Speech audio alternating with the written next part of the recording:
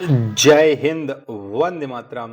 स्वागत है आप सभी का आपके अपने YouTube चैनल जी के जीएस के भंडारा पर। प्यारे साथियों, आज की इस वीडियो में अगर आप रेलवे के किसी भी एग्जाम की तैयारी कर रहे हो तो उसमें सबसे ज़्यादा पूछे जाते हैं साइंस के महत्वपूर्ण प्रश्न। तो उन्हीं महत्वपूर्ण प्रश्नों को आपको अच्छा स्कोर कराने के लिए लगातार मैं प्रैक्टिस सेट करा रहा हूँ। और आज का जो अपना प्रैक्टिस सेट है, ये प्रैक्टिस सेट नंबर 40 है। इससे पहले मैं 39 प्रैक्टिस सेट अपलोड कर चुका हूँ। उन्हें अगर आपने नहीं देखा है तो सारे प्रैक्टिस सेट आपको हमारे प्ले लिस्ट में मिल जाएंगे। वहाँ जाकर के आप एक एक करके सभी प्रैक्टिस सेट है देख सकते हो। और वीडियो पसंद आए तो वीडियो को आप एक बार लाइक कर देना। चैनल को अभी तक आप लोगों ने सब्सक्राइब नहीं कर रखा होगा तो चैनल को आप लोग है ज़रूर सब्सक्राइब कर लीजिएगा। तो चलिए फिर शुरू करते हैं। तो पहला प्रश्न आ जाता है कि पानी का घनत्व अधिकतम होता है तो कितने डिग्री सेल्सियस पर पानी का घनत्व वो अधिकतम होता है। एक का आंसर आपको देना है। तो ये 4 डिग्री सेल्सियस पर होता है। एक का बी ऑप्शन राइट आंसर हो जाएगा। दूसरा प्रश्न आ जाता है कि सर सीवी रमन को भौतिकी का नोबेल पुरस्कार प्राप्त हुआ था तो कब मिला था। तो सर सीवी रमन को जो भौतिकी का नोबेल पुरस्कार मिला था वो 1930 में मिला था। 2 का बी ऑप्शन करेक्ट आंसर है हो जाएगा। तीसरा प्रश्न आ जाता है कि दूध उदाहरण है एक, तो दूध बताओ ये किसका उदाहरण है। 3 का आंसर आपको देना है। तो ये इमल्सन का उदाहरण है दूध। 3 का सी ऑप्शन राइट आंसर है हो जाएगा। अगला प्रश्न है प्रश्न संख्या 4 है आपके सामने कि 1 पिकोग्राम बराबर होता है तो 1 पिकोग्राम किसके बराबर होता है। तो ये 10 की पावर माइनस के 12 ग्राम के बराबर होता है। 4 का सी ऑप्शन करेक्ट आंसर है हो जाएगा। अगला प्रश्न है प्रश्न संख्या 5 है आपके सामने कि स्टील की कठोरता प्रदान करने के लिए बढ़ाई जाती है तो किसकी मात्रा बढ़ाई जाती है। तो स्टील की कठोरता प्रदान करने के लिए क्रोमियम की मात्रा बढ़ाई जाती है। डी ऑप्शन राइट आंसर हो जाएगा। छठवां प्रश्न है आपके सामने घरेलू एलपीजी सिलेंडरों में दाब मापक नहीं प्रदान किए जाते हैं क्योंकि। तो बताओ क्यों नहीं प्रदान किए जाते हैं। 6 का आंसर आपको बताना है। चारों ऑप्शन आप लोग देख लीजिएगा। तो ये इसलिए प्रदान नहीं किए जाते, ये एलपीजी द्वारा चोक हो जाते हैं। 6 का डी ऑप्शन करेक्ट आंसर हो जाएगा।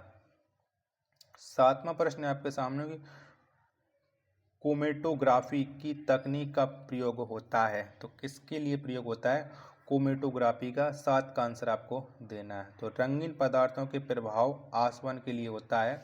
सी ऑप्शन 7 का राइट आंसर हो जाएगा।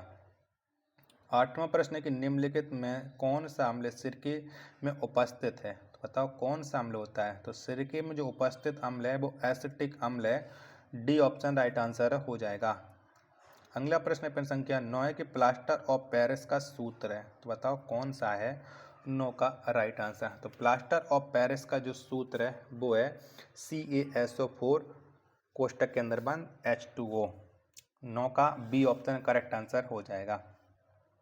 10वां प्रश्न आ जाता है कि निम्नलिखित में से किस में कार्बन नहीं होता है। तो किस में नहीं होता है कार्बन। तो कार्बन ये इनमें से किसी में भी नहीं होता है। 10 का डी ऑप्शन करेक्ट आंसर हो जाएगा। 11वां प्रश्न है आपके सामने कि सूर्य पर ऊर्जा का निर्माण होता है तो किससे सूर्य पर ऊर्जा का निर्माण होता है ये आपको बताना है। फटाफट से आप लोग बताओ इसका राइट आंसर क्या हो जाएगा। 11 के 4 ऑप्शन आपकी स्क्रीन पर शो रहा है। तो सूर्य पर जो ऊर्जा का निर्माण होता है वो होता है नाभ के विखंडन के द्वारा, नहीं सॉरी नाभ की संलयन के द्वारा होता है। 11 का बी ऑप्शन राइट आंसर हो जाएगा। 12वां प्रश्न है आपके सामने कि विटामिन सी का रासायनिक नाम है तो बताओ कौन सा है। तो विटामिन सी का जो रासायनिक नाम है वो एस्कॉर्बिक अम्ल है। 12 का ए ऑप्शन करेक्ट आंसर हो जाएगा। 13वां प्रश्न आ जाता है कि निम्नलिखित में से किस खनिज द्वारा लोहा प्राप्त किया जाता है। तो कौन से खनिज से लोहा प्राप्त करते हैं। तो हेमेटाइट के द्वारा लोहा प्राप्त किया जाता है। 13 का डी ऑप्शन करेक्ट आंसर हो जाएगा। 14वां प्रश्न है आपके सामने कि एक कार बैटरी में प्रयुक्त विद्युत अपघट्य होता है तो कौन सा होता है। तो एक कार बैटरी में प्रयुक्त विद्युत अपघट्य है ये सल्फ्यूरिक अम्ल होता है। बी ऑप्शन राइट आंसर है हो जाएगा। 15वां प्रश्न आ जाता है कि यदि किसी ऐनक के लेंसों की शक्ति +2 डायोप्टर हो तो इसकी फोकस दूरी होगी। तो बताओ इसकी फोकस दूरी क्या होगी। तो इसकी फोकस दूरी होगी 50 सेंटीमीटर। 15 का सी ऑप्शन राइट आंसर हो जाएगा। 16वां प्रश्न है कि 100 वाट का बिजली का बल्ब यदि 10 घंटे जले तो बिजली का खर्च होगा। तो बताओ बिजली खर्च क्या होगा, कितनी इकाई होगी। तो ये इकाई होगी 1 इकाई। 16 का बी ऑप्शन राइट आंसर हो जाएगा। 17वां प्रश्न आ जाता है कि भारी पानी वाय होता है। तो बताओ कौन होता है। 17 का राइट आंसर क्या हो जाएगा। चारों ऑप्शन आप लोग देख लीजिएगा। तो भारी पानी जिसमें हाइड्रोजन का स्थान आइसोटोप्स ले लेता है वो भारी पानी होता है। सी ऑप्शन राइट आंसर हो जाएगा। 18वां प्रश्न है कि ठंड के दिनों में लोहे के गुटकों और लकड़ी को प्रातःकाल छुए तो लोहे का गुटका ठंडा लगता है क्योंकि। तो क्यों ठंडा लगता है। 18 का आंसर आपको देना है। चलेगा। 18 के 4 ऑप्शन आप लोगों ने एक एक करके देख लिए। तो लकड़ी की तुलना में लोहे ऊष्मा का अच्छा चालक है। बी ऑप्शन राइट आंसर हो जाएगा।